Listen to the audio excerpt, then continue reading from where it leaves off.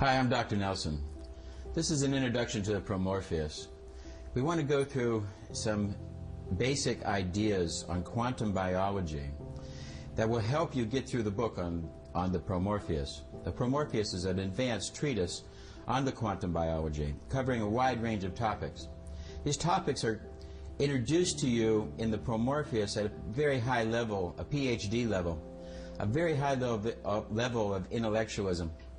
I tried to write a scientific document in the form of scientific documents that would help the scientific community to understand what we're doing and to help them see some of the changes that need to happen in biology, medicine, and science itself. I've made this video in order to help you to understand this and to also express these things at a very simple level. When I lecture, I like to present these things at a very, very simple level. Dr. Isaacs helped me formulate a lot of the different ideas in the books. He's a very dear friend of mine, and he was the one who told me, if your grandmother can't understand it, say it again. So I want to present this at a very, very simple level to help you understand some of the different things. And that's what I'm going to be doing now in this video.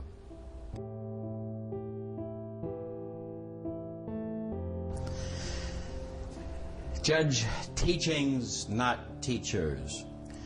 This is basically an idea that we used to have in our society a long time ago, where people would take a look at ideas and evaluate ideas. But this didn't fit the control maniacs who govern our society. The level of the scientists, the petty minds, the governments, etc., who really want to be able to control society.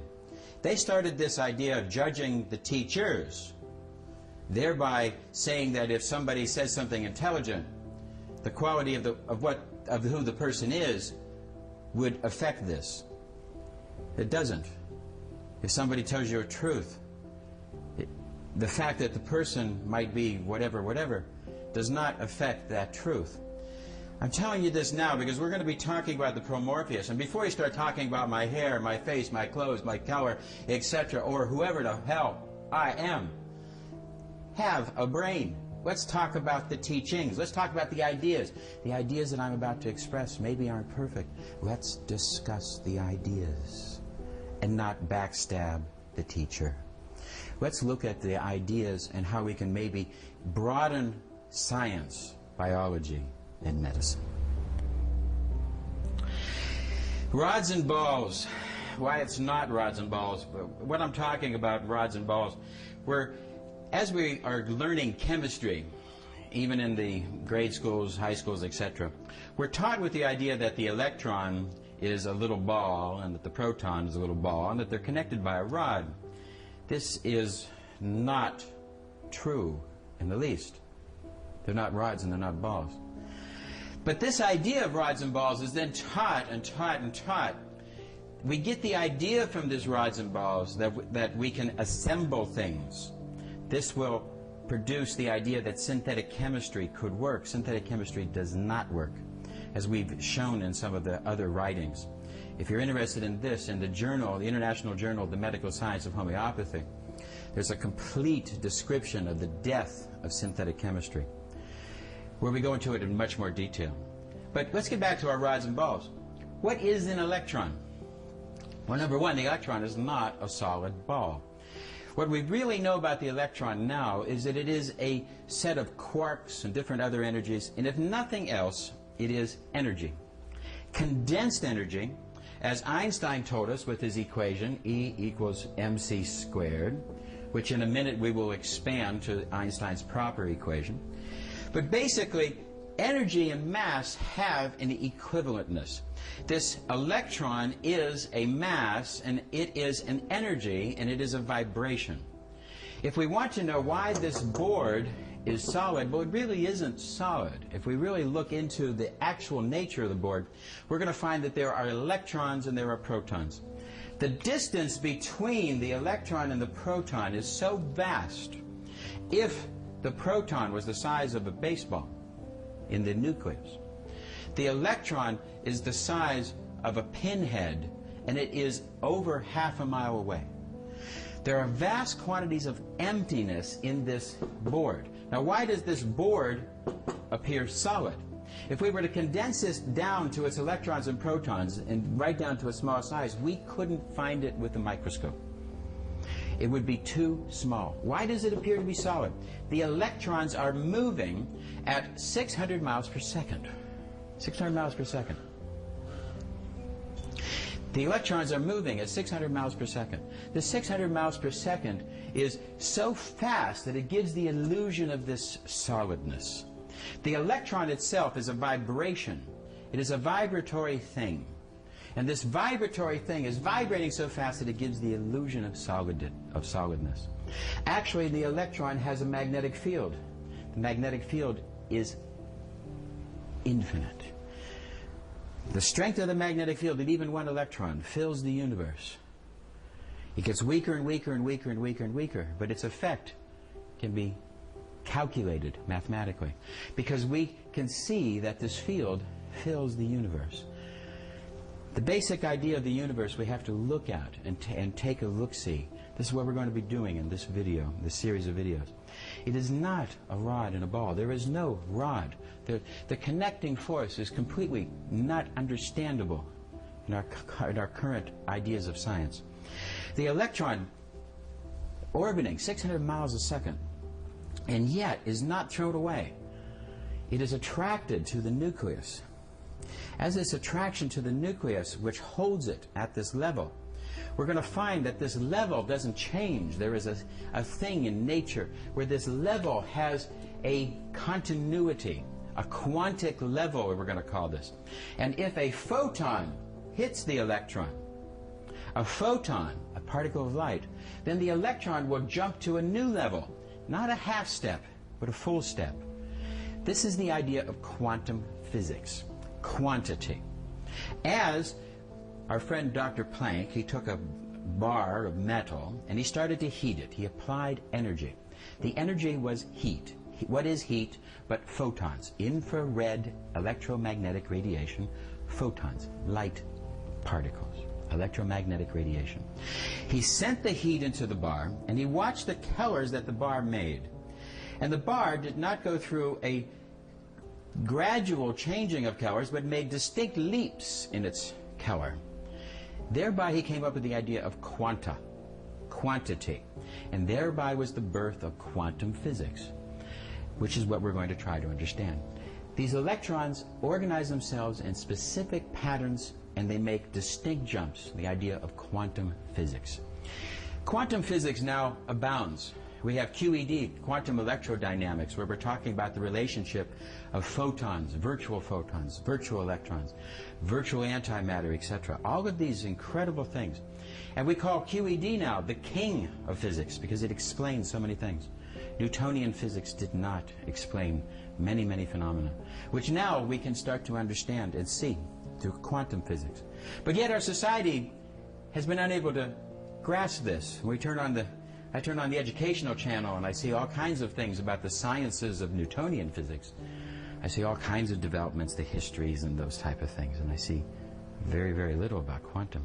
I see none. Because the implication of now quantum physics tells us a whole bunch of other things. When we go into quantum physics, we find out the world is not organized anywhere near the way we thought it was. And we're going to find through quantum physics a whole jump.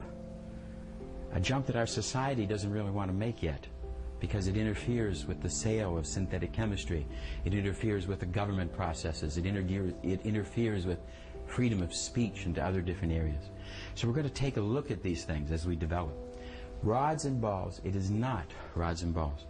The forces that are involved are vibrational, they are energy, and if we're going to start to understand biology, we're going to have to understand the basic level. And at the basic level, what we are is electron, protons, neutrons, many other different subparticles, held together in dynamic laws, dynamic mathematical laws.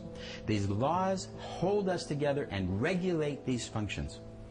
And these laws, we're going to understand the beginning. Let's take a look back on the idea of now science has the idea of a Big Bang, back to the beginning of the universe. This is such a billions of years ago type of idea, but yet it's reflected in the Hindu and the Buddhist and many other different cultures who have come to an understanding of this beginning of things, not through the scientific process, but through other processes. So there's a continuity. Now, we don't have absolute proof, but let's do some speculations about this idea, the idea of the beginning, where, as scientists would tell us, at one time everything was one big ball, like the electron, the proton. Everything was one big thing. This big thing, now let's come up with a name for this thing, and since we're not judging teachers, we're going to be judging teachings. Let's call it the Nelson. We have the electron, the proton, the neutron. Let's call this the Nelson. This will really piss some of you people off. I know you're going to hate that. But anyway, let's call it that. The sum of all things in the universe. One big object. Light can't even escape. And in fact, that's all there is. There's no space. There's nothing else. Nothing else exists, because space is only the distance between objects. Nothing can be past there. Even light, which has gravity, can't escape. Photons can't escape, because there's all one big thing. Now, when we have this type of condensed mass, when we see this in our universe now, we see a sun that collapses because of its gravity, we're going to see a black hole happen. So actually, this type of thing does not explode with this gravity crunch. It implodes. So basically, I don't think it was the Big Bang that happened. I think it was the Big Suck. The Big Suck theory, because all this matter that got together would implode and thereby act like a sieve and jump out and create the universe as the particles start to go out.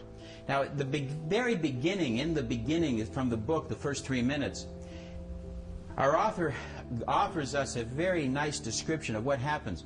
The first flux of this conversion of this mass into energy happens through neutrinos. And this whole thing, there's a flux of neutrinos, etc., which then rapidly start to condense into electrons and protons. The electrons and protons then making a vast quantity of hydrogen. Hydrogen then becomes the universe. And then gradually these pockets of hydrogen start to come together in what we call stars, and they start fueling each other. The hydrogen joins and makes helium, and we get this whole series of different developments. And Scott Powell showed that the developments of all of the different matter that we know of, the calcium, potassium, nitrogen, and all these things, all of this happens at the furnace of the sun, or the stars. That a star in that dramatic furnace takes the electrons and the protons and assembles them, neutrons, and assembles them into making the elements, and that the elements are made of the stars, and we are of the stars. We are of the stars. Scott Powell won the Nobel Prize for that. He came to Youngstown State University, and we did some work together. The Nelson, the one big thing. Now, if we take a look at this, as this implosion happens, this big suck, the big suck of the Nelson, which we're going to call the beginning of the universe. And as it starts to come out, space then is generated in between. But at one level of existence, it still is the Nelson. It still is one thing. Even though it now has expanded to vast, vast quantities, the universe seems infinite. And as Einstein said, the universe seems infinite, but it is not. It's an illusion. It's kind of an optical illusion. And that our goal in life is to realize that we are still all one thing. And we need to expand our circle of compassion until it includes all things. That's what Einstein said. Very interesting. At one level, we still are one thing. The Buddhists and the Hindu believe that one day we'll all come back in together. Some scientists think that there is enough matter for that to happen. It'll be a long time before that happens. There might be a whole back progression of time that goes back through that. We don't really know. Lots of different ideas and speculation. We're not even sure that there is enough force to stop this. We might be on a completely complete growing cycle of the Nelson as the Nelson gets bigger and bigger, because the Nelson is all things. And at that one level where we're still all one thing, because that is a perspective of mathematics. if we're going to chart out the entireness of the universe and all of its dimensions, we will find that at one level of these dimensions, and we have to go beyond the levels of dimensions of width, height, breadth, time, the 4 dimensions we think and live in. We have to realize there are many, many more dimensions. And somewhere around the 10th or 12th dimension, we have a collapse now where we have things are still all one space, one dot, one place, one-dimensional. A one-dimensional thing is just a dot. And at one level, the universe is still just a dot. We're going to call that the subspace. The connectiveness. Freud called it the unconscious pool, that collective unconsciousness where we are still all one thing. The scientists talk about that one thing. And basically what we're going to see is at the beginning, the very beginning of the flux of this, a set of laws was imparted into all things. And as the matter collapsed into this big suck and went through this process, it was given a mathematicalness. It was given a set of laws that the neutrino would make into electrons in a certain way. And that the electron would be the electron is 1/837th smaller than the proton. 1,837 electrons make a proton, and this is a law. It's a mathematicalness. There's a mathematicalness of this. There's a mathematicalness in the speed of light. There's a mathematicalness in the speed of the electrons, etc. There's a mathematicalness in the wavelength. There's a mathematical, and this mathematicalness is composed of the quanta. In other words, the mathematical relationship of the universe is affected in the quanta. The basic process of the electron makes a jump when a photon hits it. It makes a distinct jump. When the electron gives off a photon, it makes a distinct jump. There are laws, and there are mathematical laws, but the mathematical laws are only found in the laws of quantum physics. Inside these laws of quantum physics, we're going to find this mathematical relationship. And as we take and analyze the electrons and the quarks and the subatomic particles, we're going to find that they obey these laws. We're going to find that these laws are not Newtonian. They're not Newtonian at all. And that they baffle us in the ideas of time and space that we have always lived in our society. Part of our society has. Another part hasn't. The more mystical side. But we're going to see a whole different other side. We're going to see that the mystics have something to say here. And that there is a mysticalness. We're going to explore these things.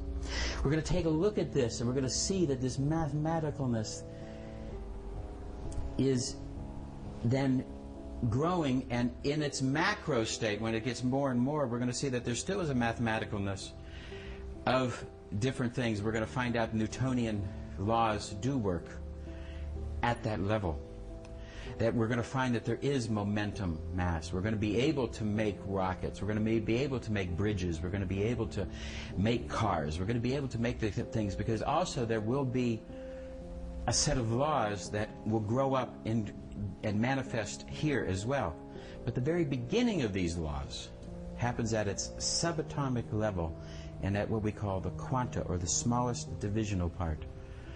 And that is where we're going to see this. And there might even be a quanta below, but right now we're going to have to understand that the laws of everything started in that first microsecond when the Nelson explodes and becomes the subspace of the universe in the big suck.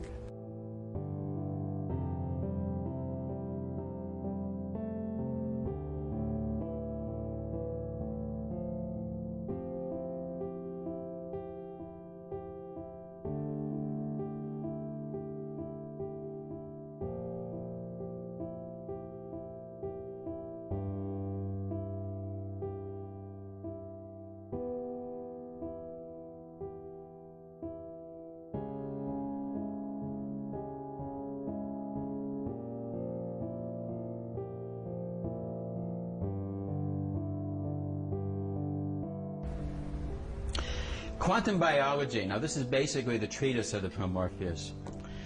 In its large part, there's a lot of other things we're going to be discussing, but the basic idea is that the body is a quantum phenomena and not a thermodynamic process.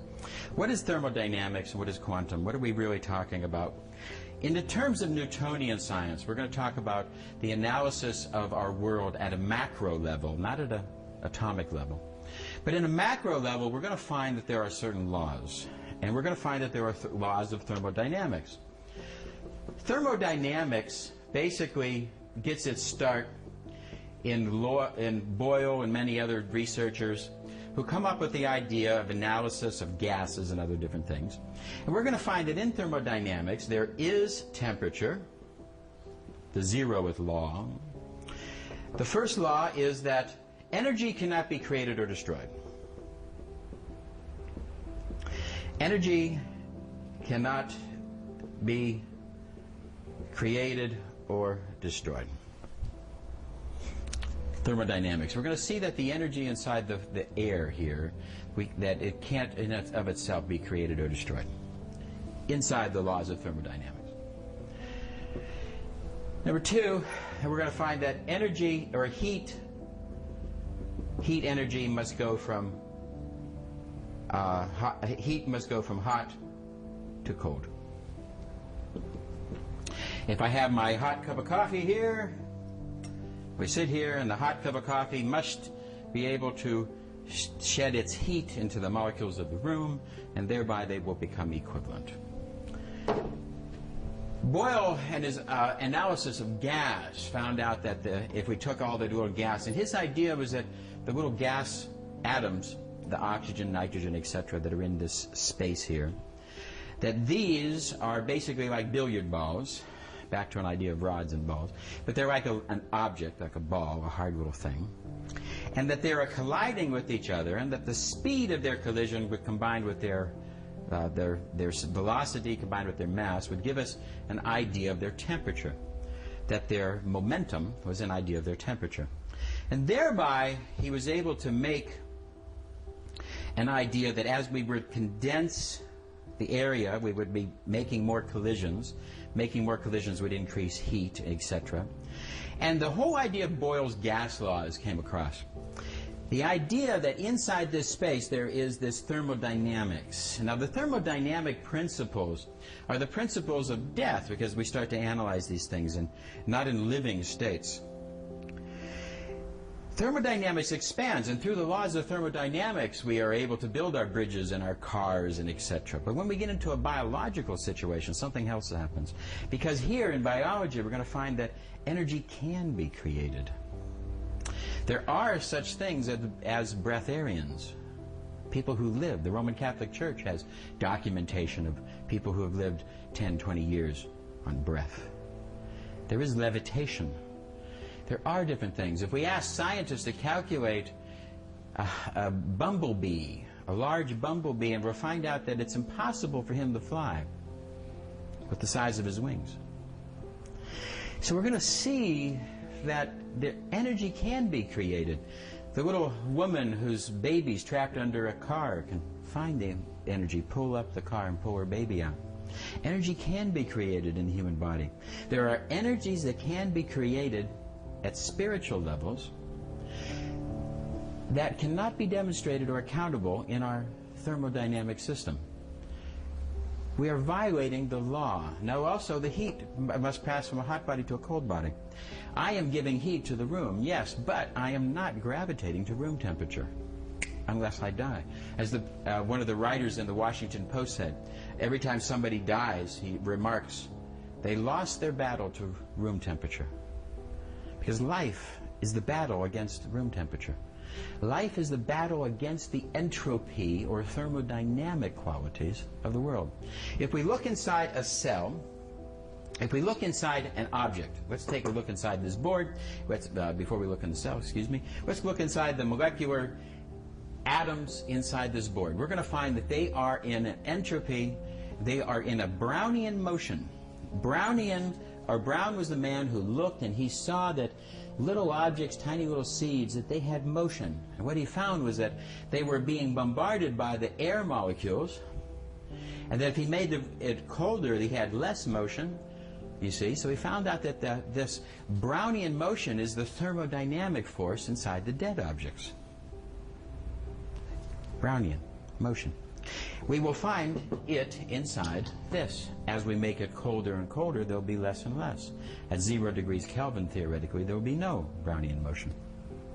Now, if we look inside a cell, if we look inside one of the cells of the body, we do not see Brownian motion. Here we will not see the oxygen as a billiard ball bouncing around. Bing, bing, boing, boing, boing. There's not an entropy in biology. There's not a randomness. We all have our nose in the same place. If it was an entropy randomness, somebody might have a nose here, somebody might not have a nose, somebody might have a nose over here. It's not that way. There's an organization. We are not thermodynamic. Unless we die, and then we switch thermodynamic, because if we kill this cell with a radiation or a poison or whatever mechanism, and slowly, as the cell dies, the molecules inside the cell go into Brownian motion. Because then they are affected by and then heat will transfer to the room. Energy will not be created or destroyed. The laws of thermodynamics are the laws of death. The laws of quantum physics are the laws of life. We obey quantum physics laws. Now, we take a look at the Hermitian matrix. What is the nature of these laws? These laws are mathematical in their nature. And if we take a look at the different laws that were started at the very beginning, how many electrons it takes to make a proton, and how the nature of the quantic phenomena. And we're going to look at this quantic phenomena as the laws of biology, because what we're going to show now is that biology is a quantum experience. We're going to prove it beyond doubt, and that's what we do in the Promorpheus. In a very long, in-depth scientific way, we're going to show that the body is a quantic phenomena, and that has many implications. The Hermitian matrix. There is a law of interchanges. Accountable, and a Hermitian matrix tells us about how quantum phenomena will change its pattern from level to level to level to level through a set of laws governing the relationship of the energy of that photon. The energy of that photon will be calculated by its wavelength, by its frequency, etc. And that will impart a certain nature of how the electron will progress. And then when the electron gives off another photon, because in my body I'm constantly making a heat. The whole process of my biology is a process of making photons. I'm making visible light photons. I'm making infrared photons. We're going to call it body heat. This Hermitian matrix is going to tell us the nature of this law, because there are mathematical laws that govern these things. This is not a random process. When we get to quantum physics, we're going to understand that the energy that's given to an electron makes that jump, and it doesn't make a half jump, or etc. We're going to start seeing that the whole nature of laws. And this Hermitian matrix allows us to understand the mathematicalness. And what we've done in the system, what we've done in the book, is postulate the idea of how the Hermitian matrix can generate through the minerals, and how the minerals are made inside the stars. That the heat inside the stars will make the minerals through a mathematical law. And that calcium is made in a certain way. Calcium then has to act in the body in a certain way because of its quantic nature. The quantic nature is going to be a reflection of how many electrons it has, how many electrons it needs. That's the whole basis of our physics, the whole basics of our chemistry, the whole basics of the idea of what we're going to be teaching our children, is the fact that there is the need of electrons, sodium to chlorine. And I got an electron, you want one, we're going to get together, we're going to bond. Ionic bonding, covalent bonding, sigma bonding, all these different ideas that we're going to expand into our chemistry. And as we start to do this, these laws, sodium binds with chlorine a certain way, and it binds with nitrogen in a different way, and it has to have all this other support structure. And it's all quantic, not thermodynamic. The phenomena of this chemical reaction is not a thermodynamic process. We analyze it inside a test tube, but inside the body it becomes a little different thing. And it is a quantic reflection of how many quantum levels that I need and how many quantum levels you got. Vibrational electrical energy. The Hermitian matrix will allow us to look at the exchanges of the mathematicalness, calculate, because we're going to build enzymes, hormones, DNA, RNA, As Schrödinger, one of the most famous quantum physicists ever, he said that it will be proven that DNA is a quantic phenomena. DNA is a quantic phenomena. The fact if we put the DNA into the Heisenberg uncertainty principle, we're going to find out undeniable. DNA is a quantic, not a thermodynamic phenomena. And our understanding of this is not going to come from a thermodynamic chemistry. Our understanding of DNA will come from a quantum understanding. And our quantum understanding will have many implications. The Hermitian matrix gives us the mathematical laws, and in our book we have postulated how they can be used. We're going to look at quantum physics and the ideas, and basically what are some of the other things we're saying about quantum physics. We're going to find out that in quantum physics, number one, there are quantities. That's the idea. Quanta. They're packets. It's been expressed as packets of energy, vibration, that obey laws. They obey certain mathematical laws. We're going to have to assume that everything in this universe obeys these laws. Everything that appears to obey these laws. Electron everywhere seems to be an electron. A photon everywhere seems to be a photon. Photons that we've received from the other side of the universe that started their journey millions of years ago. Now we're receiving them. The photons appear to be the same as our photons. The idea that when the Nelson collapsed, the laws that were given gives us this, and it's a quantum set of laws. We're going to find out that when we get down to understanding the quantum nature of things, we get down into that quantum thing, we're going to find out there's an indeterminacy.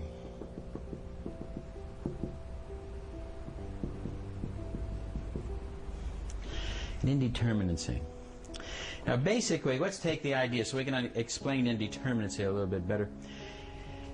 Let's take the idea of a television set. Here's a dot, phosphoretic dot, in the front of our television set. We're going to fire an electron at it. We have an electron gun at the back of our television, and it's going to fire an electron. And when the electron hits the dot's going to phosphoresce. Now that's basically the phenomena of our television set, the old style television set, the cathode ray type tubes. We're going to be shooting off these electrons. Electrons are going to cause the phosphorescence. We're going to see things. And it has to be organized. It has to follow a set of laws. Now, the laws are Newtonian because you see here, if we put this into an understanding, we have the electron. Now the electron can't escape. But inside this dimension, see, the electron has a wave.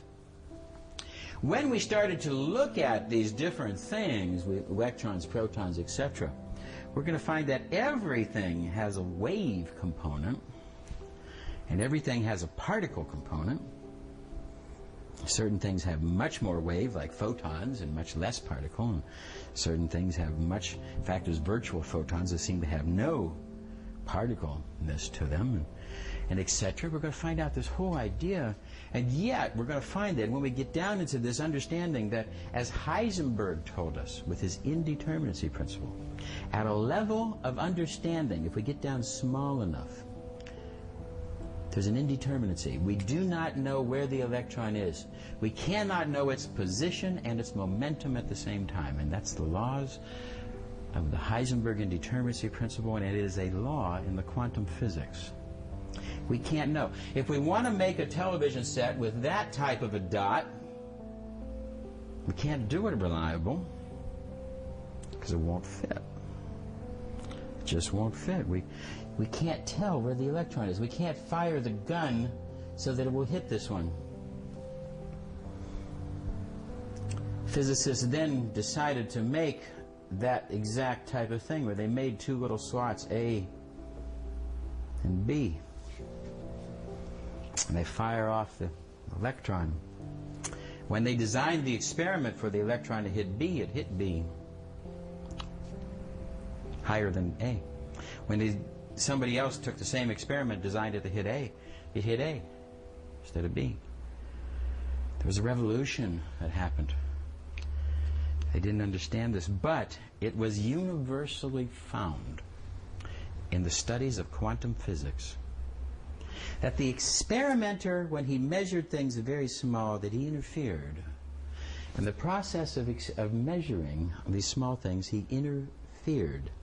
And that if he set his experiment up to prove that things were waves, he would prove they were waves. If he set the experiment up to prove that they were particles, they were particles. Now we have to accept the fact that they're both.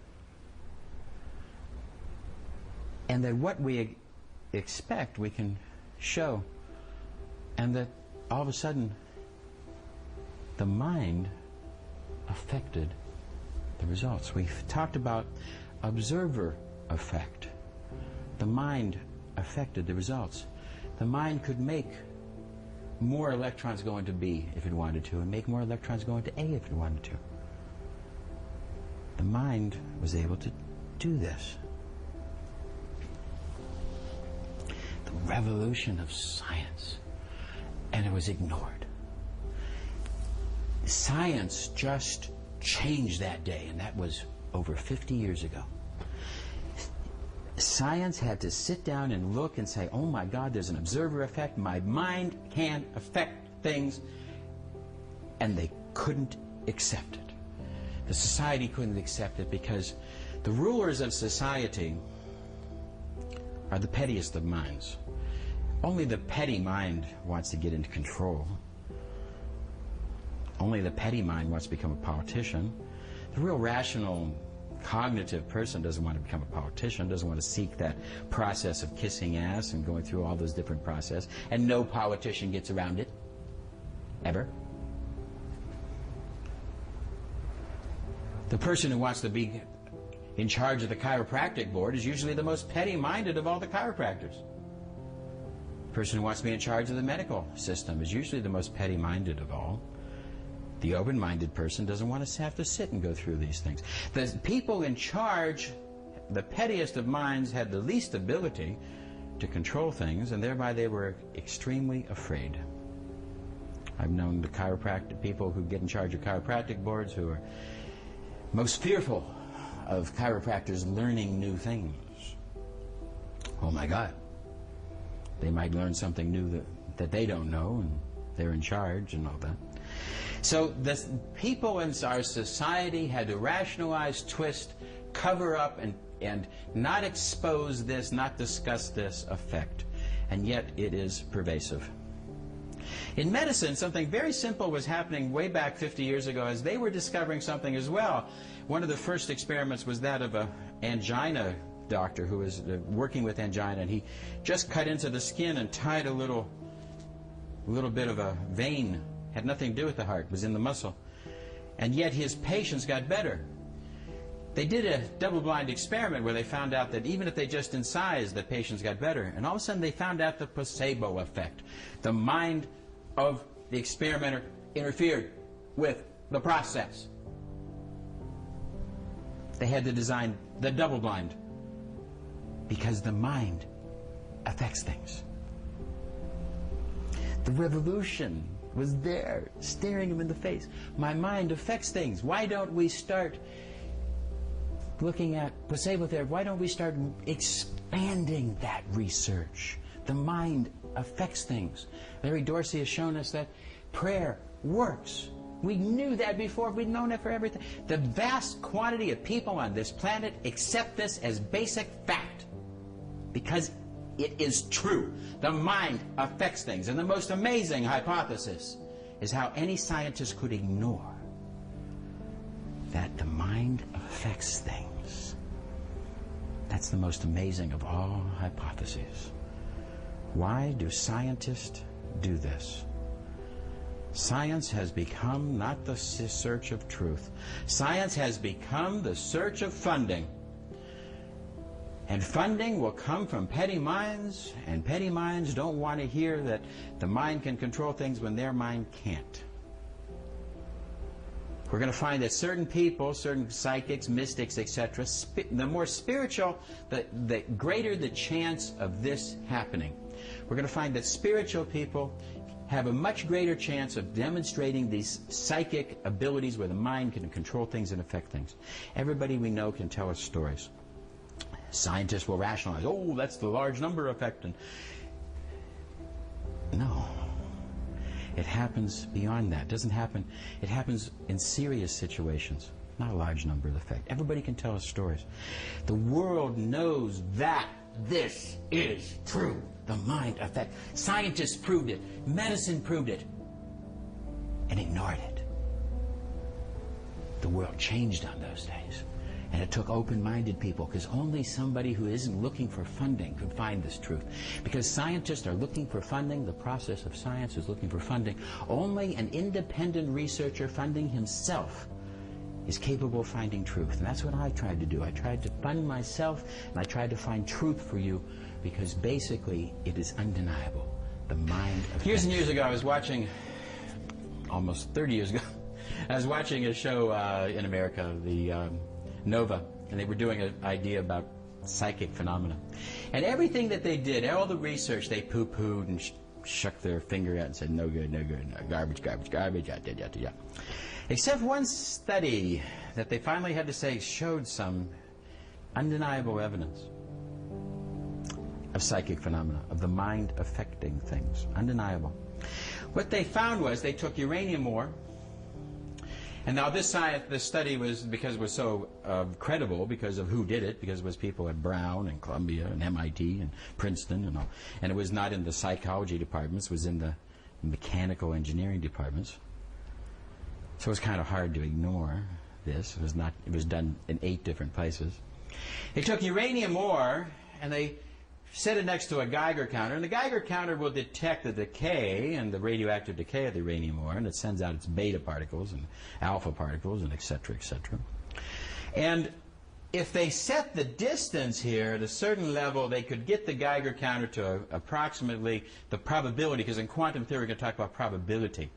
There's no way to know in that indeterminacy principle, but we can understand probabilities of action. We know that things will happen. But we don't know exactly when, because remember the Heisenberg indeterminacy principle, we can't know exactly when, we can't know exactly where. It's probability. Now they set that up so that the probability is 1 second. 1 second.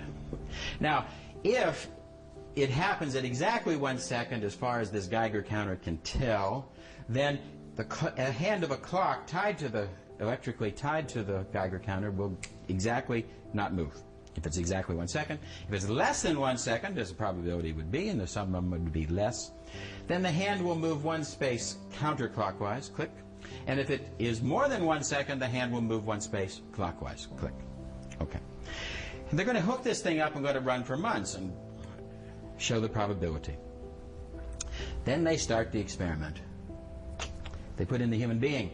And they ask the human being one thing: with your mind, please try to enhance the clock. They don't tell them anything about the Geiger counter, nothing about the uranium ore. Just with your mind, would you try to affect this clock? And everybody does it beyond statisticalness.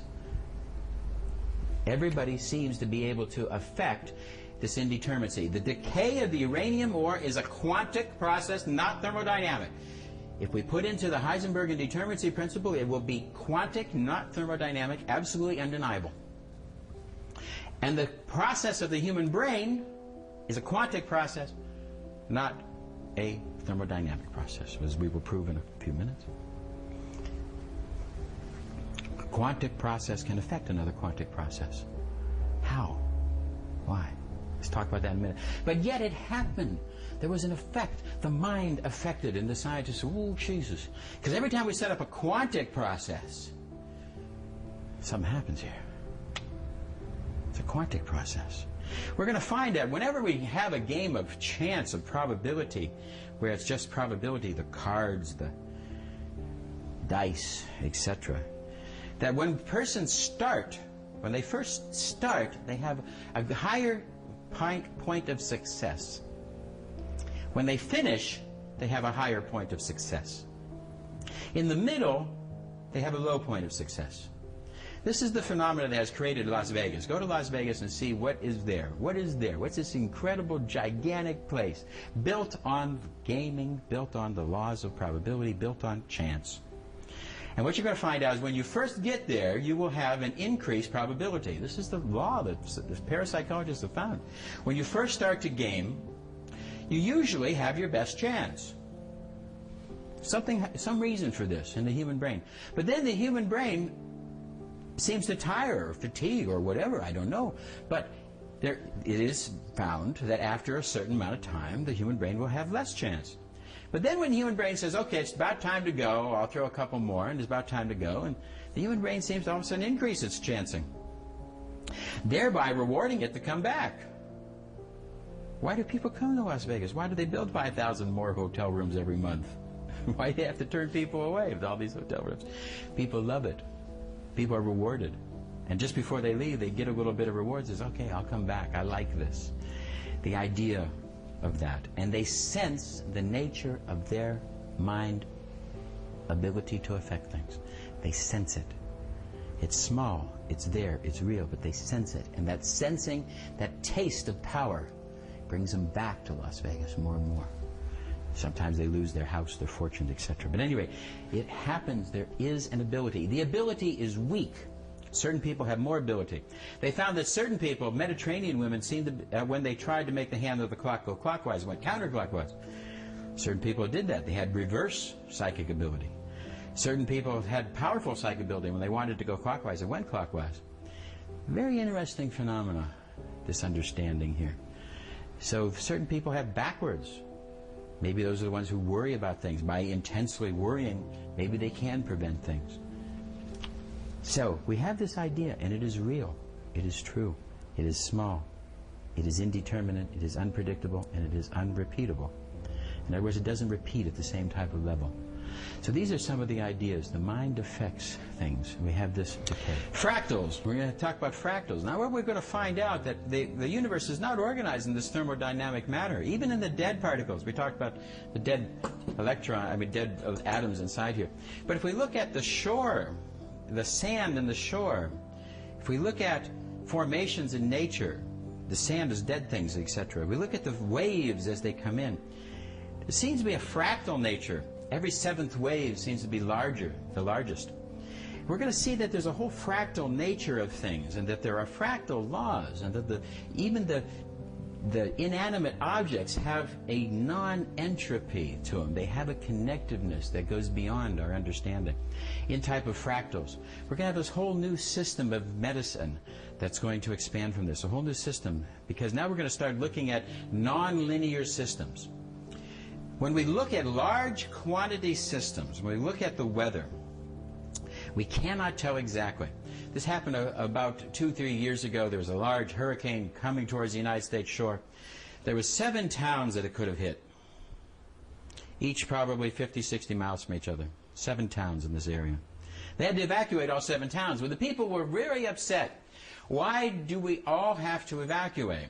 Can't scientists tell us which city to evacuate? It's going to hit here. Answer, no. There's a fractal nature.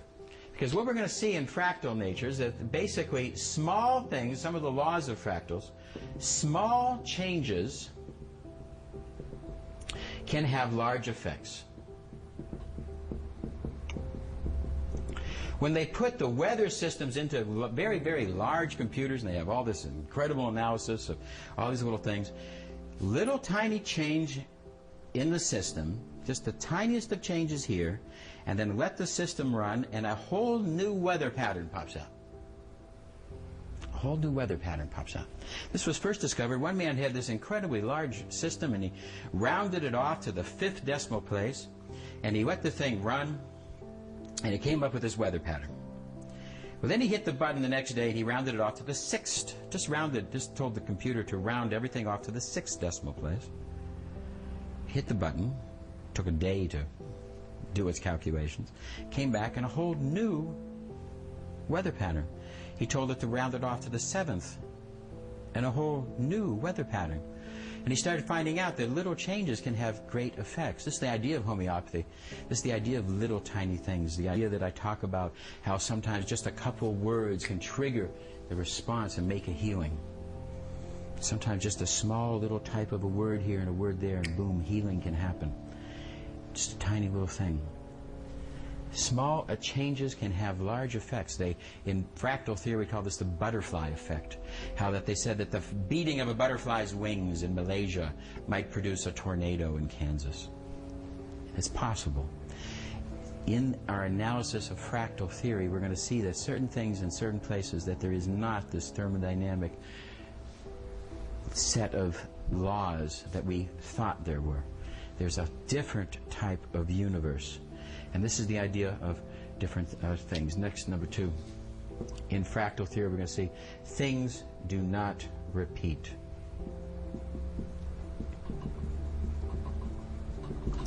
Things don't repeat. They don't do it. It don't happen. You might have this incredible, wonderful dinner with your wife, and it's on the anniversary, and next year, the anniversary, you want to do the same thing. Go to the same place, order the same food, have the same music, hire the same man, get the same waiter. Things can be different. The wise man says, I can't step into the same stream twice. He understands that every time he steps into the stream's different. He can't step into the same stream twice. This is one of the laws of the universe. Things only repeat when we control them at a level of thermodynamics. In other words, if we force things into, we want our computers, I want my computer to repeat, I want this little machine that's taking my image in and getting it, I want it to repeat what I'm saying to you. And in order to do that, I had to spend a lot of, somebody had to spend a lot of time and energy making the microphone a certain way. Because only a certain way would it capture the repeatability. And making the system, I have to pay for this because to control that science, because in the real world things don't repeat. Things never really repeat. In medicine, sometimes you find a healing that can happen just by a couple of words. I told the story about Joe and how one woman came to him and said, would you be a gentleman? And it changes his whole life from being a bad man to a good man because just 5 words. He was an ex-prisoner. If we took all the prisoners and lined them up and had women say to them, would you be a gentleman? Would he repeat? And we would find out, no. And does that mean that Joe didn't get better? Yes, he did. Medicine is not of repeatability. I'm not trying to repeat things. I'm trying to look for ways to help my patient. I might remember things that I've done with other patients of similar things. I might remember that certain herbs can enhance certain function. I try to do that, but I also realize that in this patient, things might be different. I have to attend to that. I have to look at things. In fractal theories, small changes can have large effects. And what else do we know about large systems, fractal dynamics? You can't know. In a large system, there's no way to tell which town has to be evacuated. In a large system of medicine, there's no way to absolutely know. We are stuck with making our best guess that we don't really know. We are unable to know. These are laws. And they're laws of medicine, they're laws of biology, and they're laws of physics.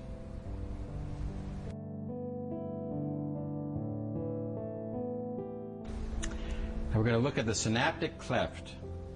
The synaptic cleft, and we're going to take a look now in terms of the Heisenberg indeterminacy principle. And we'll look at that equation now, which is mass times position times velocity squared. So if we understand the mass, position, velocity squared, the momentum, mass times velocity squared is our momentum. We're going to take our position now. Okay, so we have this. And if we're going to apply this, and we take it into the Heisenberg indeterminacy principle by applying the Planck's constant divided by 4 pi, and this is what Heisenberg had found, we're going to be able to see that we can measure the indeterminacy of the electron if we take the electron's mass and take the velocity of the electron and take the idea of the position. We're going to find out that if we want to make this little tiny dot, we can't, that position we can't do because it will be below 10 to the minus 26. If we want to make our television set, we have to make the dot big enough so that the position of that has to be big enough so that it will be able to be then Newtonian, and I will know that I can make a dot big enough that my electron can hit. The idea is if we make a watch a certain size, and the watch has its mass, the little things that are exchanging inside the, whether it be an electron watch or quartz watch, whatever, we find out the mass of those items. We find out how fast they move. We find out what's the position of this. And what we're going to do is we'll be able to see that in a normal size watch we use Newtonian physics. If we want to make the watch smaller and smaller and smaller and smaller and smaller, at a certain level, all of a sudden we get to Heisenberg's indeterminacy principle. That would be a very, very very small watch. But that watch, if it gets down too small and it hits that minus 26 and all of a sudden can't do it, it's Heisenberg, indeterminacy. You can't get around it. Nobody else has. And you can't make things that small. There's a level how small we're going to be able to make our computers, how fast, etc. in terms of quantum physics. We're a long way from that, our technology, but that wall will hit us. Because what we're going to find is when we get inside here and inside this dimension, it seems like only the mind can affect things. Remember our uranium ore, because if we put the uranium ore in there, the mass, extremely tiny, subatomic. We take its velocity, etc. We take its position. What we're going to find out is that Geiger counter is definitely 10 to the minus 30th, 10 to the minus 33, so it is indeterminate, the decay of the uranium. Probability theory is the only way we're going to know, because we're not going to know. If we take the synaptic cleft in the human brain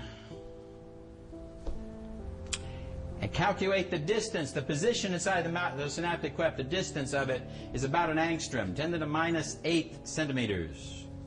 We take the mass of a neurotransmitter, let's take acetylcholine, 3.3 times 10 to the minus 22nd grams. That's the mass of one acetylcholine molecule. The velocity, what is the velocity? What happens in that synaptic cleft? 10 to the minus 2 per second, etc. That's conservative. Put it into Heisenberg's indeterminacy principle, what do we find? 10 to the minus 27th. Oh my God. The synaptic cleft is not thermodynamic. The synaptic cleft is quantic. 10 to the 23rd synaptic clefts in the normal human brain. And they're all quantic. We are not a little computer. See, in normal computers, things are on and or off. We call that binary coding. Binary, on or off. I want to make this computer, I want this computer to always do what I want it to do. Always do what I want it to do. My little computer. I want to repeat. If I want to repeat, I better make a Newtonian computer, and I want to make a binary computer. If I make it small enough, if I change the software, now in the quantum, in the QXCI, I use a software dynamics to make a trinary, because that is what the human brain is. The synaptic cleft is a trinary. It is on, off, or maybe indeterminate, because there's no way to really know. I send an impulse into that synaptic cleft, and that synaptic cleft might not fire, even if with the proper impulse, because it's quantic. When it fires, we don't really know. It's quantic. Thereby, it's indeterminate, only probability theory, and thereby, because it's quantic, it is under the effect of mental control. Boom, biology just changed. The entire pharmacology just changed. Pharmacology only works when we put in so much mass, we increase, we give you a million zillion times more thyroid hormone than your body's manufacturing, because we want to force something to happen. We give you stelazine, we give you thorazine, we give you all these different things. We give you large dosages way beyond what your body is going to make at that natural level to force things to happen. We're going to increase the mass so dramatically. We're going to force things to happen. In the human body, we have GABA, a little gamma-aminobenzoic acid, and it travels vast quantities of distances, not through entropy. There's vast quantities of different distances that it travels to do its action. One molecule, kind of like a basketball going from St. Louis to New York on its own. It's not a random thing. The basketball would never make it to New York, but there's a guided principle in this GABA as it finds its way, and the enzymes and all the different processes. There's a guided principle in biology. The oxygens, the enzymes, the hormones. They're not just randomly moving around like billiard balls. They do that in the test tube. They don't do it in life. If you look at and analyze inside one cell, how many molecules are in that cell of an item? And what does that item do? And when you start to look at it in this fashion, all of a sudden, my God, lights come on. Look at the size of this cell. And let's take the cell and make it the size of Ohio. And understand that a basketball has to get from Cincinnati to Columbus. Thermodynamic? No. Organization. It hops a freight and gets onto a car. It thinks, it feels, it's part of the process. It is not thermodynamic. If you understand the quantities of spaces that these enzymes, etc., are doing and how they are affected and what happens, it is not a thermodynamic random billiard ball thing.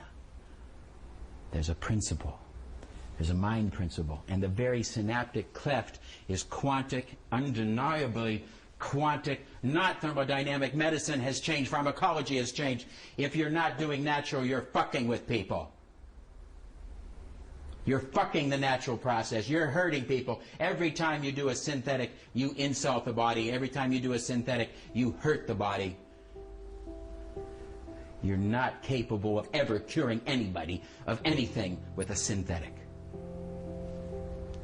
when you use large masses in these other different processes. The synaptic cleft is a quantic thing. Our very thought process is a quantic thing. And in the trinary system, something happens here. Because now, General Electric tried to make a trinary computer by making a computer that was going to be trinary, just like this. They took the same technology. This man met me while I was doing one of my lectures. He came forward and told me about this. They used this computer to power a nuclear submarine. It would do all the decisions process in a nuclear submarine. And it was fantastic. Much quicker, much more intelligent, much more faster, etc. Except that when ordered, even to do a fake, the nuclear submarine would never fire a missile. When ordered to fire a missile, this trinary computer would not. Because when we give a computer a trinary logic, we give it a consciousness, we give it a principle, we give it a connection to the subspace level. I believe that at that Nelson level, we talked about the Nelson, we talked about that subspace connectivity, and this connectivity is connected back to the indeterminacy level of every little process. When everything was one thing, that indeterminacy was shared, and we still share that indeterminacy of everything, that consciousness link has shared to us, and we are all one thing at one level, and we are connected at that level, and that's who we are.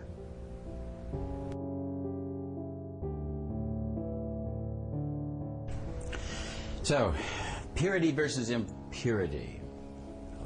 Lesson in fractal mechanics, number 2.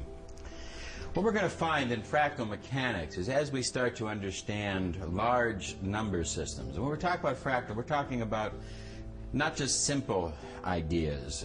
When we talk about two objects hitting each other, or two objects that are interfering with each other, this is a very simple problem.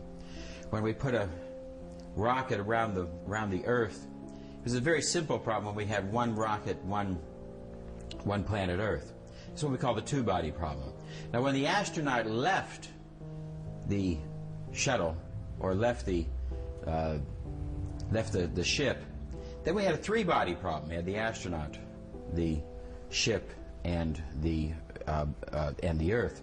The three-body problem is very difficult to solve mathematically, whereas the two-body problem is very simple. In statistics, if we have two systems, if we have blood pressure versus a drug, if we're going to give a drug to measure blood pressure pre and post, that's what we call a two-body problem. Very simple and very easy to calculate. That's not the real world. In the real world, we have a multi-body problem. In fact, we have an infinite number of different variables. If we add in all the different heavenly bodies and the forces, when we get into this complexity, we find that there is a fractal. A fractal means extremely complex systems. And when we analyze these complex systems, we're going to find out some different things than what our two-body problem told us. The two-body problem is very good in developing a car and the buildings, etc., but extremely poor in being able to analyze the human body. And yet, even today, the two-body problem is still being applied in the development of new medicines. It is completely fictitious, faulty, and not fitting into the proper intellectual thought. When we get into purity versus impurity, fractal theory, we're going to find that when they analyze the heartbeat, When we do a Fourier analysis on the heartbeat, and we analyze the length of time between one beat and the next, that the more perfect the beat, the more perfect, the more regular the beat, the sicker the human being. The more regular the beat, the more that person is sick. The irregularity is an expression of health, that the beat doesn't come exactly at the same time. Now what's happening today is we have this techno music generated by computers. This techno music is not generated by a human hitting a drum. It's generated by a computer. It is perfect. It is having derogatory effects on the neurology of the children and the kids and the adults that are going to these places and listening to this type of music. Why? Because the mind likes fractals. The human being who's with a drum cannot make a perfect beat. In fact, he will not make a perfect beat unless he's very sick. The sicker he is, the more perfect his beat will be. The more healthy, the more irregular, and that slight irregularity, that slight fractal, that slight little question mark, is what the body likes. Reich found that he had perfect wave generators. He was going to send waves into the body and send these healing frequencies. And the more perfect the wave, the less results he got. But when he started using cheap waveforms, and there was what he called a dirty wave, and the waves weren't exactly precise, and there was a little dirt on the wave, a little dirt, energy, etc. Not dirt in that type of a sense, but in an energetic type of sense. That this type of dirty wave he got better results with. Why? The body likes this. We come along with purity. We come along with synthetic chemicals. We try to make our white sugar pure. We're going to use different type of nerve gases and mustard gases and all different types of poisons to strip the nutrients so we get pure white sugar. The more pure, the less healthy it is. Same with our bread, etc. Purity is not what exists in the world. It's not how we were grown up. It's not how we developed. It's not how we evolved. It's not what our bodies want. Our bodies like that slight fractal natural variation. We like this natural variation. It is good for us. We should not eat the same foods day in, day out. We shouldn't be worried about extreme purity in those foods. We should be worried about cleanliness. But we should not be worried about having pure vitamin B1, because the body doesn't like it. Pure vitamin B1 does not exist in nature. It exists in some synthetic, and even then, the synthetic B vitamin is not the same as the natural. This has basically been an assumption made by the chemical companies, which has never ever been validated, and it is the assumption that allows those chemical companies to sell you synthetic items. And basically it is an extremely flawed system.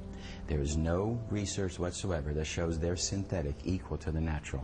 In fact, the mounting clinical, biological, scientific laboratory studies show just the opposite. The synthetic is risky. The natural is much more safe and effective. So purity versus impurity, the body likes that slight impurity. It likes natural sounds, it likes natural foods, it likes natural entities. We're going to talk about unified field theory. I'm going to put some postulates together based on my different ideas and my mathematical conclusions. And what do we talk about unified field theory? We're trying to find one system that would describe all the different processes. Now we have the bonding process of gravity, which we need to explain. We have the electromagnetic radiation. We have the electromagnetic situation we need to explain. We have to explain the forces that hold the protons. Protons don't like each other, but yet in the nucleus there's a bonding energy, what we call the large force of the nucleus. There's the small force of the nucleus. There's a whole series of different energies. In fact, there's an energy of the universe itself that we found. And these energies need to find a unified field theory. In order to do this, we have to be able to break it down to the smallest of the quanta particles. Let me offer an idea, because basically up until now, the thing that has escaped us is the idea of gravitation. But before we get into gravitation, let's just take a look at Einstein's equation, E equals mc squared. But the conversion that we oftentimes leave out is that he talked about our velocity. The faster we go has an effect on the energy. This v here is our personal velocity. So if we are traveling very fast in space, this will have some effect. Now, at the current time, we're not traveling, so this is basically to be ignored. This is very, very small, so the E equals mc squared is what we apply. But if we want to use the true equation that Einstein designed, we need to put in the calculation for our velocity. And I had to do this as well. When we're going to substitute that out, we're going to find that mass, if we're going to break this down and transpose it, we're going to find that the mass equals the energy times the radical of our velocity squared minus 1 minus our velocity squared, divided by the speed of light, over that speed of light squared. So the c here is the speed of light, approximately 10 to the 10th. And what we have here now is our mass in our conversion. Now, let's take the gravitational equation and let's substitute that in. Now, if we take our equation for gravity, mass 1 plus mass 2, and it's the inverse distance squared. So in other words, the further we go, it's the power of the gravitational effect of two objects is the inverse square law, and that's why we have the distance here squared, and a gravitational constant. We know the gravitational constant is 6.67 times 10 to the minus 8th dynes. So we can express this gravity relationship in the fact of centimeters force versus our grams. Now, if we substitute this and reduce this mass equation so that we can now substitute into our equation for energy, and we're going to be able to calculate now the amount of energy of the basic gravity force. Now, when we start talking about the size of electrons and start talking about the electromagnetic force and these type of things, we're going to be reducing these numbers down to about 10 to the minus 20th, 10 to the minus 25th. And that's very, very small, but we're going to have to look for the smallest thing. What we're going to be doing now is applying our mathematics in search for the graviton. What is the quanta of gravity? Now, I'm going to postulate that when everything was together at that one Nelson, and everything was all one, that there still is this connectiveness. In other words, the gravity exists even between two protons. Even though the electrical charge of the two protons repels each other, there's a gravitational effect due to their mass. Now, the gravitational effect, I believe, is a connectiveness, thereby also part of the subspace unconsciousness. And it has a vibrational rate. Now, what we substitute this into the equation. And to see this in much more mathematical detail, I have you take a look at the chapter on the biological unified field theory. And as we break this down, we're going to find that the graviton, the gravitational force in its quanta, at 7.22 times 10 to the minus 61. Minus 61 quanta, or beats. This is extremely small in terms of size. This is extremely small. This means that the vibrational rate of the universe at the gravitational level, 10 to the minus 61, she's the wavelength of this versus, and the hertz, the incredible different frequencies. This is a frequency unknown to our modern type science. And yet it is this frequency, as I believe, which holds the universe together at that gravitational level. So there is this, and there will be a way, once we know this, as we explore this into the future, since we know the gravitational beat, this wavelength, this hertz, this frequency, we're going to be able to calculate and counteract that frequency, thereby producing weightlessness or anti-gravity effects, and thereby being able to control gravity, impose artificial gravity when we want, and being able to give no gravity even here on Earth, being able to transport large objects, through space without having the interference of gravity. Because in order to know this, we have to understand the nature of gravity at its frequency level. And the frequency level is extremely, extremely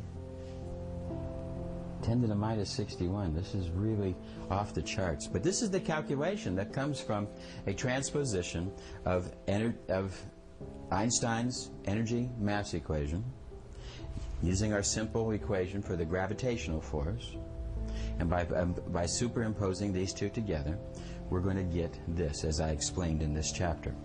With this type of relationship, the unified field theory Now maybe perhaps we can understand the forces inside the subatomic particles in the atom and offer us that next step in being able to formulate our unified field theory. And as we get to our unified field theory, we're going to have to accept the research which has shown that the subspace effect of consciousness system versus consciousness system, two quantic systems can influence each other. And the human body is a quantic system, as we've proven, and another human body is a quantic system, and there can be effects. We're going to have to put this into our science because it is undeniable and absolutely rational and real. We're going to have to expose this and put this into our situation so that we can expand our science beyond this type of right and left brain type of science.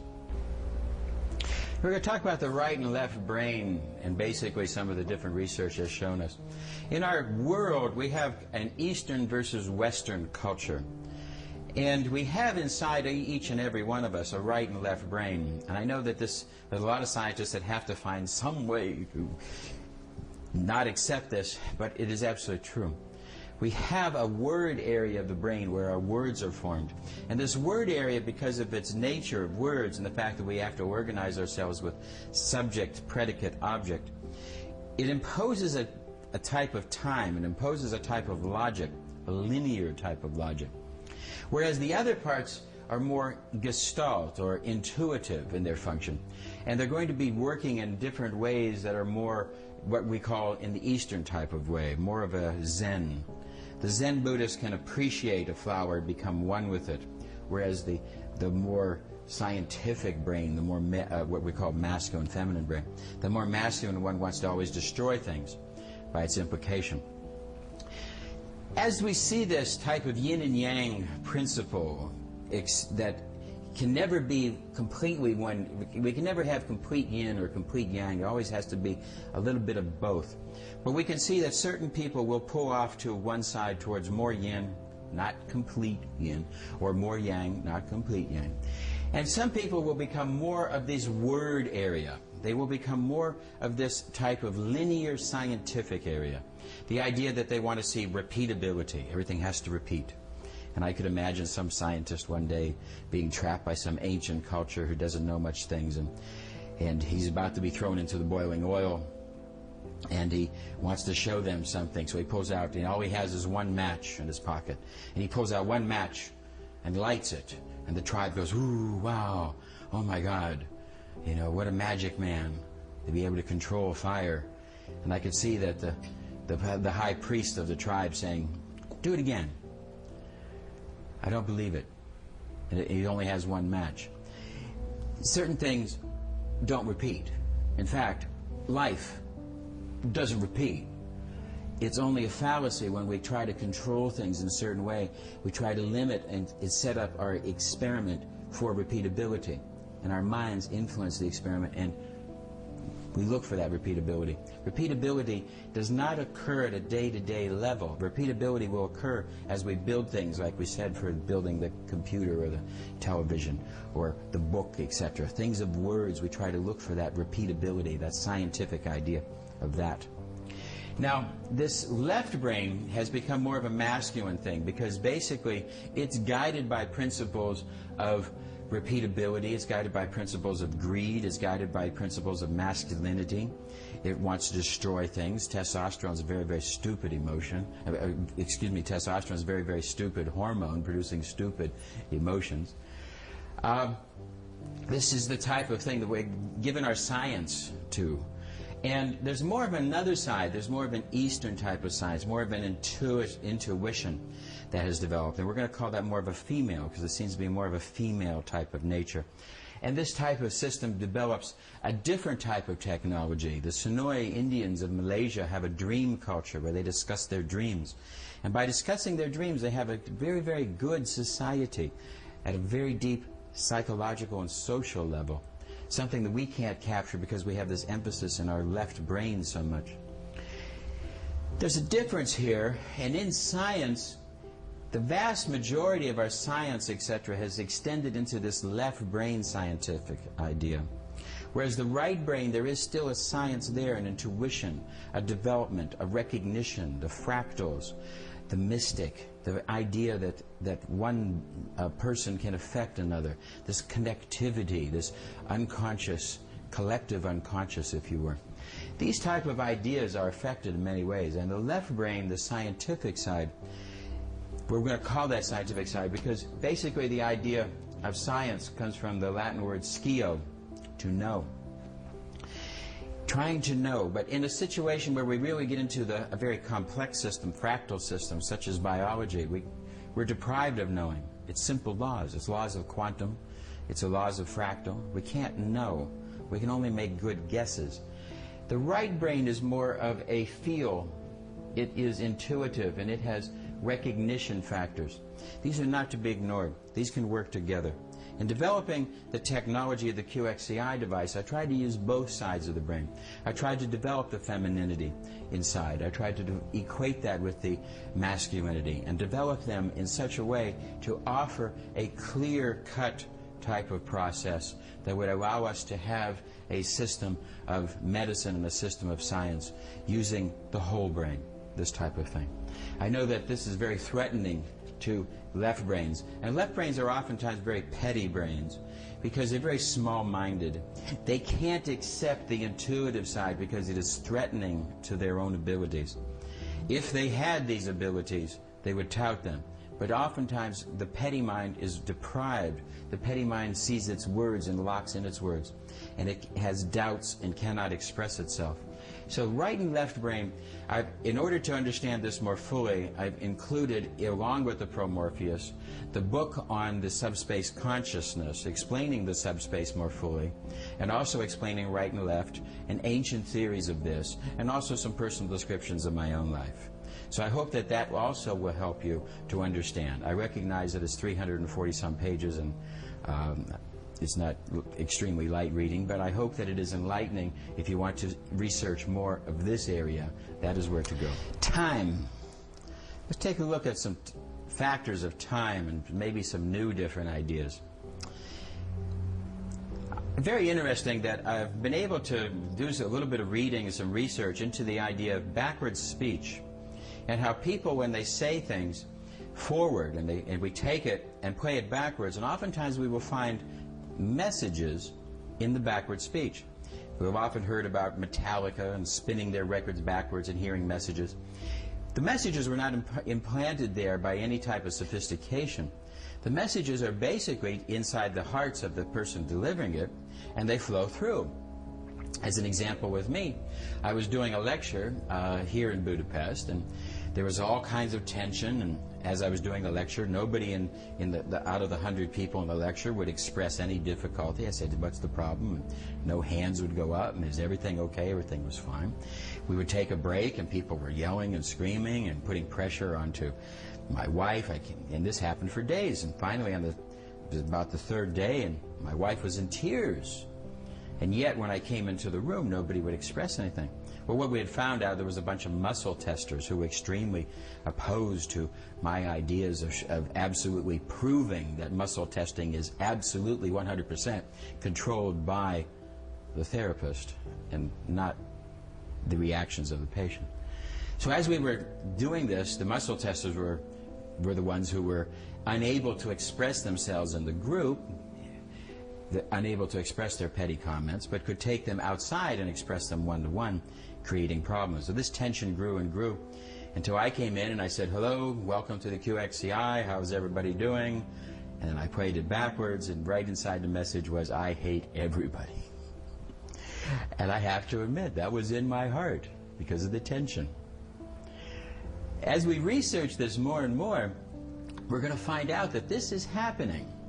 That inside our speech there is a backward message contained. Now, is it capable of my incredible unconscious, which our unconscious is an incredible, fantastic, vast quantity of material?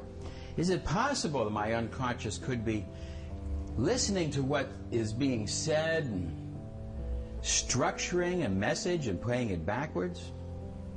Is it possible for that to be happening in a straightforward time continuum? Or is there a possibility that there is a backwards flow of time? Another case in point is the fact that when this has probably happened to you, you're dreaming, and all of a sudden you dream that you're walking on ice and you slip and your foot moves. What they found is when we've analyzed this in the dream laboratory is that the foot moves first. That is what we call pontine spike, and it happens in the pons area of the brain. And the foot will spasm and move first, and then the dream happens, as if the dream is trying to explain the cause of the action. But it is not cause-effect, it is effect versus cause. There's a reverse flow here. So could it be that there are parts of the brain sensitive to a backwards flow of time? I indeed believe so. I believe that time is not really a river flowing in one direction, but more of an ocean where there are eddies and currents, etc., and that things are happening in a large quantity of ways. And that as the Nelson exploded and expanded, that there is a time factor that is flowing forward, but there also is a time factor flowing backwards. Some scientists will say that the universe will one day slow down and come back. Some scientists say yes, some scientists say no. The Buddhists believe this, the Hindus believe this, that there will be another day of Brahman as the night happens, and etc., and there's a condensation. And that when everything comes back into that one ball and implodes again, when that happens, there will be a new set of laws. We talked about the set of laws that are going to happen. There will always be a new set of laws in each formation of a universe. So in this universe there's a set of laws that matter has to obey. But in another universe, if we went through that black hole, went to another universe, would going through that put our matter into a different set of laws? Could possibly be. But anyway, I believe that there is the fact that there at one time will be a contraction. Scientists have said that right now we have cause and effect, cause and effect. That's what we see. That's where we mostly live. That is where 99.9% of our conscious brain lives. Our unconscious has a different experience, by the way. But at any rate, as it flows backwards, if the universe were to expand, stop one day and contract, would this not be the case? And maybe there might be effect versus cause. Some scientists have speculated on this. I think if we look through our universe, we're going to see that there are black holes in our universe. We don't even have to look at a universe that's going to one day stop. The fact of the matter is that there are black holes at the center of our galaxy. What is a black hole? But when an extreme force of gravitation happens and punctures a hole. Right now there are scientists trying to put more protons into the nucleus of an atom. They're making new elements with extremely sophisticated and high energy devices. They're trying to take a proton and push it into the nucleus of another atom, making Lawrencium, making the next version, and making more and more. Could it be that one day a scientist on Earth will exceed and put too many protons, too many neutrons into that little nucleus? And could that nucleus implode? And could that rip in the space-time continuum, produce a black hole in that scientist's office, which would expand and expand and expand, and one day take the Earth, maybe our solar system? Maybe that's how some of these black holes started. Some scientist someplace, somewhere, trying to see how many protons he can put into the nucleus. So what are we looking at? Possibilities. The fact that there might be many rips in this universe, producing many other universes, and that our universe is being dumped away, and large quantities of matter being dumped away, so there won't be enough matter for there to be a slowdown. It won't matter. Our universe will all be sucked into different places anyways. So, many different ideas. Time has a forward flow and a backward flow. This is a reality. This can be used clinically as we apply this into the system. We're going to have to take another look at time and realize that our linear left brain ideas, that masculine idea of time, just doesn't fit today. There are other factors. In fact, there are what we call tunneling factors. In tunneling, if we take a barrier and have a quantum particle going in this direction, we can get the particle to actually tunnel through some type of wormhole through the barrier and apply on the other side. When it does this tunneling phenomena, it happens at speeds in excess of the speed of light. Scientists have found that they can push an object through and faster than the speed of light, and when it comes out the other side, there's a time change. We are pushing things into the future, pushing things into the past, because we can affect time through speed. This is part of the idea of Einstein's relativity, which we're discussing in the book. And basically, through the tunneling phenomena, we can apply this. And a quantic system can do this if we apply a quantic indeterminacy field. A quantic indeterminacy field is going to be generated by the QXCI device that is going to allow us to start to develop some of these phenomena. Some of these phenomena which were much more right-brained, much more feminine type brained than left-brained, but yet using a multitude and a combining of the two left and right type of cultures, left and right types of sciences. And by doing this, I think that we're going to see the very, very start of a whole new type of science, a whole new type of thing, where travel through time, forward and backward, is possible. Travel through space, going from one place to another, through being able to go through wormholes and come out and go into one part of the universe and come out another. These things are possible. They're happening at certain levels, and to expand this, we have to lose some of our repeatability and some of our clingings to this linear type of universe, which doesn't exist. The conscious versus the unconscious mind. The conscious, we're going to be calling this our verbal side, and basically consciousness is a wide variety, but in this application we're going to be talking about our verbal side of our brain. A little area about the size of a golf ball behind our left ear, and 999 out of 1,000 people, and there's certain people it might be transposed. There is an elastic quality to the human brain, and if we lose one area we can actually start to develop another. There's an elastic probability or an elastic possibility in biology where certain things can be developed in other ways.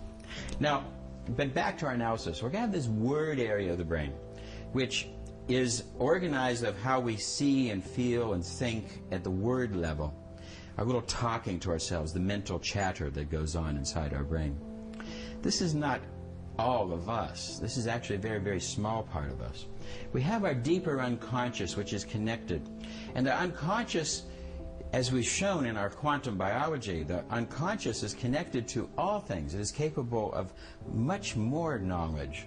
It is connected and has feelings beyond just that limitations of the classical senses. We have ESP senses. This is undeniable, unrepeatable, but undeniable in its existence, as is life. This unconscious part of us, because we're going to, as all the different experiences in our body out of over 200 trillion cells in our body, and this is all given information to our brain.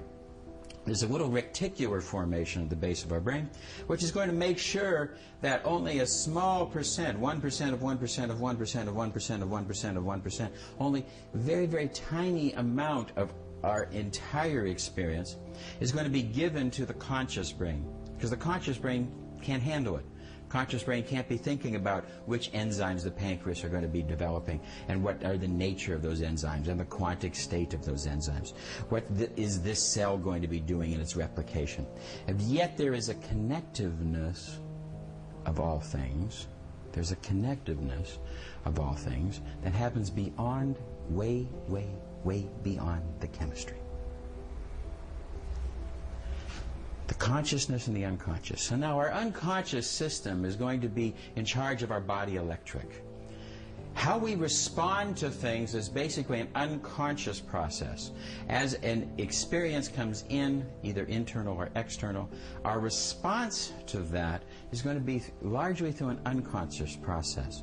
The conscious system is going to take time in its analysis for its response. Even the people who we always say talk before they think, even those people, it takes time before they can make those words. to be able to respond verbally. But our unconscious is going to respond to the external environment about 1/100 of a second. This is about the speed of ionic exchange in the body.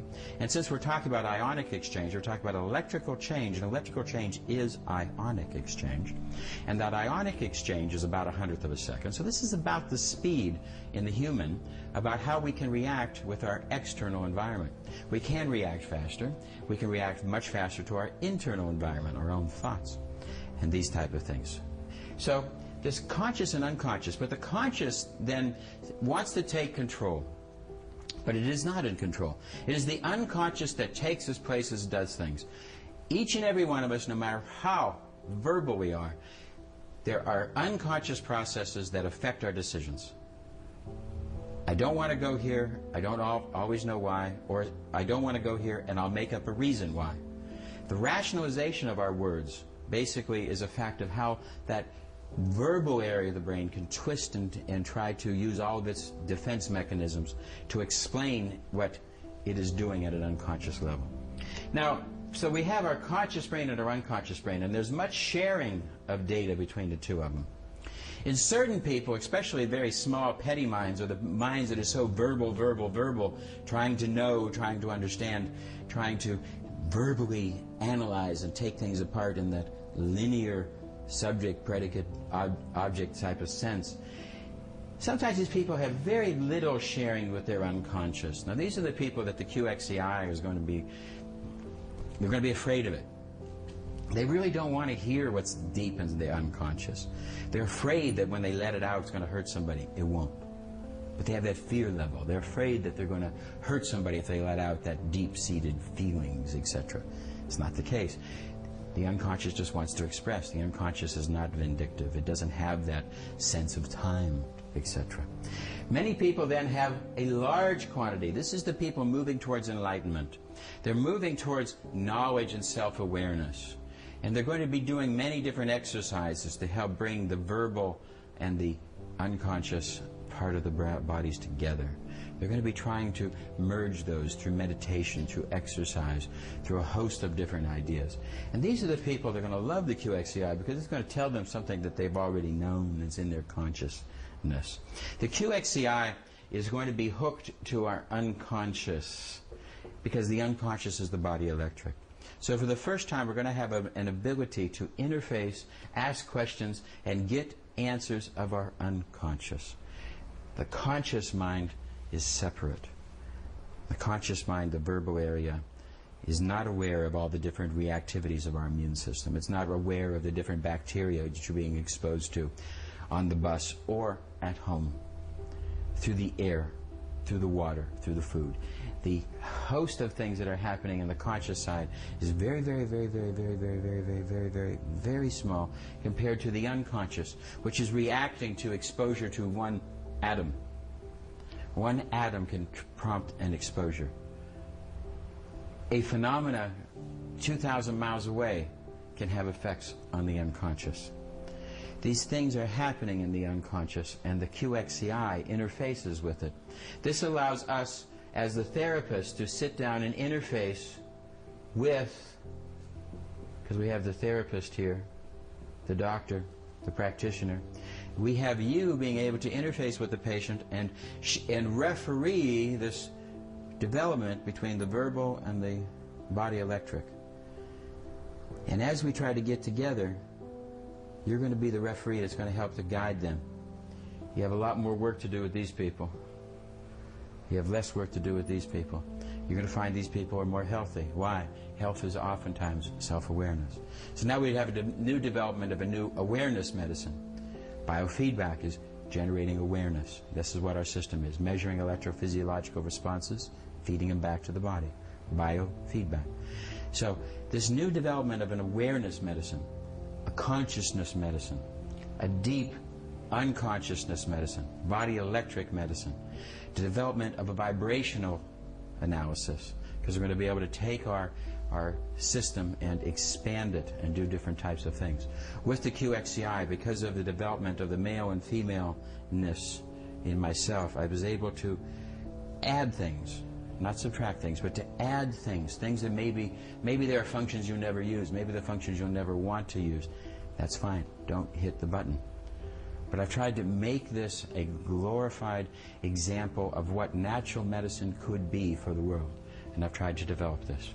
So I hope you appreciate this little series of tapes that I have here for the Promorpheus for you.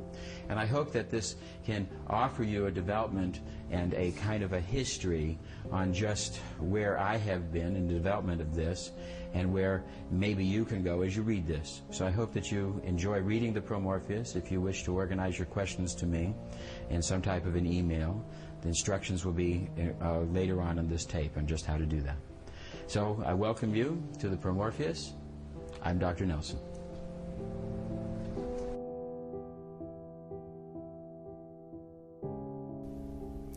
With the QXCI, there's a text on what's measured by the system. But we try to generate what we call the VAR hope. This is kind of our thumbnail sketch analysis of the energetic patient. We want to understand the voltage. If you don't have voltage, nothing's going to happen. If your battery runs out, it's just not going to be there. You're not going to have the power, and the body needs power.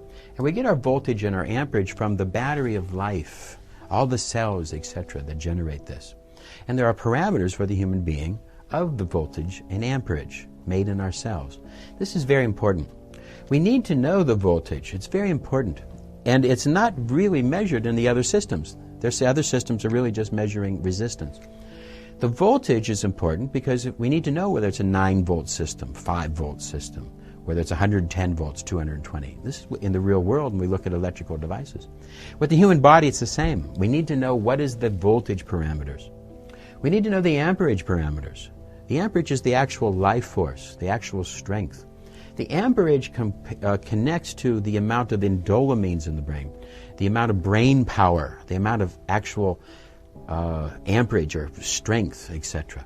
Where the voltage is really connected more to our adrenal glands, our catecholamines.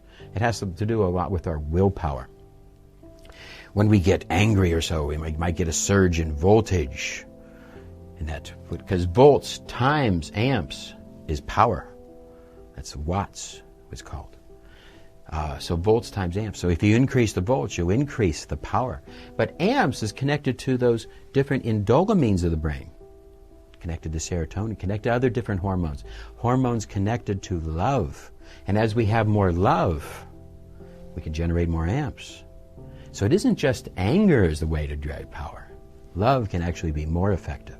If we can combine love with focused through the volts, the focused attention of the adrenal glands, we can capture a maximization of power. And this might be the way to really train our sports athletes of the future. Resistance. How does this voltage and amperage flow? There's resistance factors that have to be concerned. Hydration. What is the amount of water pressure that's happening in the body? The oxygens and the 2 hydrogens. The oxidation, the exchange of oxidation. We talk about the redox potential. How does oxygen exchange? Very important. Proton pressure. This is a logarithm that connects to the pH. How much the proton pressure? The electron pressure, which is the inverse. There has to be a balance of the protons and electrons at a proper rate in the human body. So we have the VAR hope analysis.